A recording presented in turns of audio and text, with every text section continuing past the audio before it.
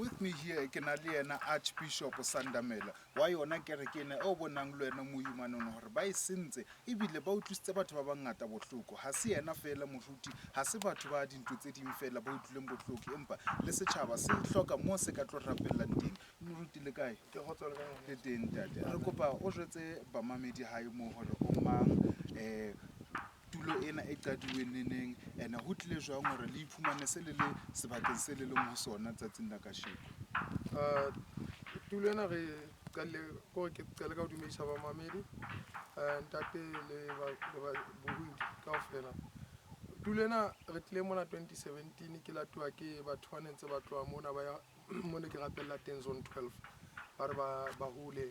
mme ba kopa dithapelo ka mona. So tulo ena ke ya kgale 2017 o tlisitse batho bohloko ha ne diwa bane se ke ntse dikurantable ke ntse ntlo ya ka tlase mane mme mona ke mo ke rapellang teng ha hona letho le ka nthibelang batho bana so re ke medimo ya rona empa modimo mong fela ke ya lehodimong ke phethisa tse tlamehile ke di phethise mona bane metsi ana ke ya kwellang a tswang fatshe mme ke mo rapellang batho ka teng ka letsheng. Jwale ntate a ke kopa o njwetse ska batho bana ha ba tlile ba tlo diya mona ntlong ya lona ya thapelo na ba ile batla le ditokomane tse loketseng tse bontshang hore ha la tlameha hore le be sebakeng sena Ntate ba re file pampiri tse ding tse senang stamp taba pele mo le signature tsa teng a di bona le hantle gore di bona le pampiri tsa botsotsi a se pampiri tse le hore di phethahetse le kereke ka sefe mo certificate se senang stamp jwale bona ba re file pampiri engwe ne ke demanda ho bona ke ba botsa hona ho tla jwang hore le tlo demolished plaque ena ba re ne tlamehile ba demolished 2021 and then ha ke tsebe mo mane ba tshwere dipampiri tseo ba emetse election di fete after election e kona mo ba tswang matla jwale ke la ba ntho e nswabisang haholo ntate mangolo a teng ke tla le bontsha ona ha na stamp ha kore ha ngola yena o thuke amfuleni ke yona accountable le MEC le police station ya Didier of which ke ntho director ya Didier so ke mangolo e leng ha hantle ha thabisi bile ho ha ke taba tse utlwisang bohloko haholo jwale ntate Archbishop njwetse hobane maemo e se le ona ana wena re o bona ko wena mona o ntso le mona o phethisa dintho tse o ntso di phethisa ho tloa gale before ba tlo senya mona ebe ko wena fela a ntseng a tla mona kapa le ba bang ba phutheho ka kakaretso e ntse e tla e tlo phethisa ditaba ke le ka ba tsebisa ba ntate hore metsi ana a phela ana and ha ona motho a ka kena mona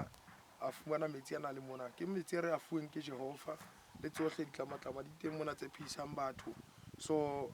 ke le ka ba tsebisa hore ha ntse ke le siyone le tle le tlo rapela empa ona jwale ke ikgutletse hape ha ka ke rapella ka nine room ke rapela bohloko le batho ba tlala jwale ke ka ho ke reng government ya rona ntate ke bona e le mmuso o sa lebelleng ntho tsa batho hobane kereke ke ntho ya setjhaba ene ebile e molemo setjhabeng jwale ha bona ba tshwatla kereke it means ha ba nkele batho hlohong hobane kereke e ka kgona ho batlela bana dijo gore ba ne ba tlo fumana dijo mtshehare ba etse tsohle ebile e molemo le hore mohlomong ha ona le dikhwaere di ka fihla tsa bina neng re se re na le plan ya go ka tlase ka mane re etse ground hore bana ba ne ba busy hore e bonahale hore e bohlokwa setjhabeng jwale ke mona ba edile hobane ke bona mmuso wa rona e se mmuso o nang le ntho e kore tjheseho setjhabeng empa ba shebile ha pokoto tsa bona di ka tlala bona ba kgotsofala hore lona le fella kae ha e batle bona moo ona jwale ke senyetswe haholo ntate mabota a sentswe le ngwao kaofela hodimo ka baka la hore ba tshepile dirate-ntse ha ke tsebe hore dirate-ntse ke medimo kapa ke mara ke re modimo o lokile ka leng la matsatsi ba tla shekoma le sheba selabane se bua seshangane jwale sa bomme wa ka ba mathebola jwale ke re ka leng la matsatsi ba zo khombono jwale no ke a utlwa ntate wa ka ene ke ditaba tse sa jeseng di theohelang ho hang jwale potso ya ka ke ena he ntate Arch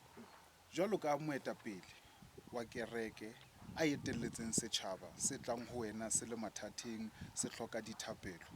ke mehato efe e ileng la yenka kapa o ileng wa enka wena jwalo ka moetapele ka mora hore dintho tsena di etsahale se bile ke tswa legislature ntate last time ha ene le ka mo ka Fine Town ka yo ba tsebisa molaetsa o tshwanang le ona hore kereke e demolishitswe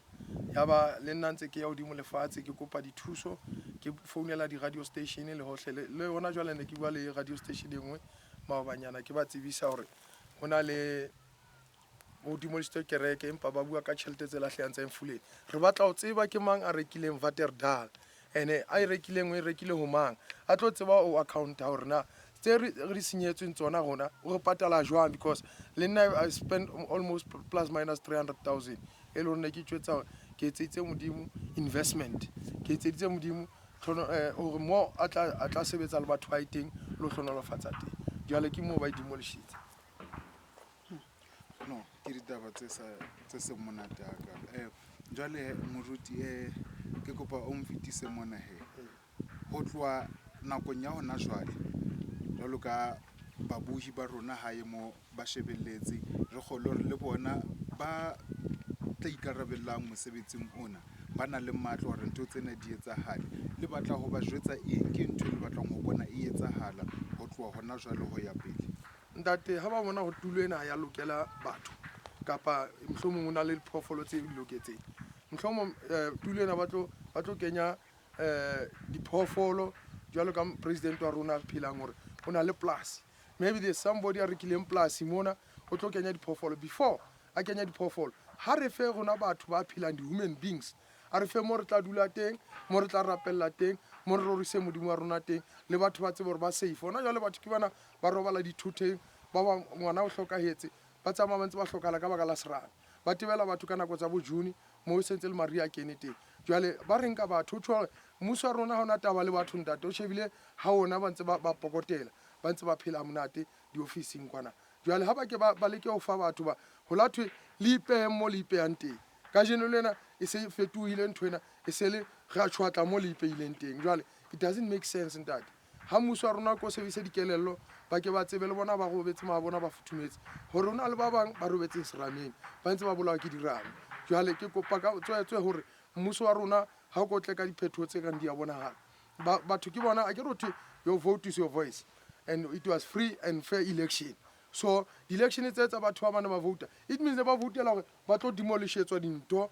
ho senyehe fela o se ka ba le moo ba dulang teng no mmuso wa rona ko service dikelello ntate o go khuse mahata ba nkang a senang kelello ha ba ke ba phele ka le batho ba phedisane le batho ba se ke ba phela diphoofolo ba ke bona nkare ba rata diphoofolo than batho no ha re lebohe Archbishop ka nako re fileng yona re a tshepo re ba shebelletse ebile ba tla utlwa ba tla ananela dikopo tsa lona amen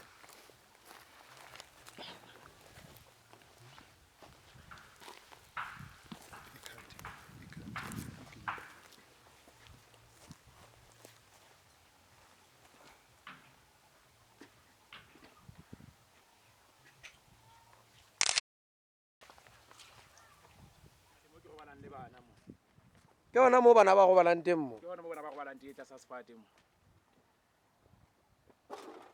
e ne bohloko haholo papaka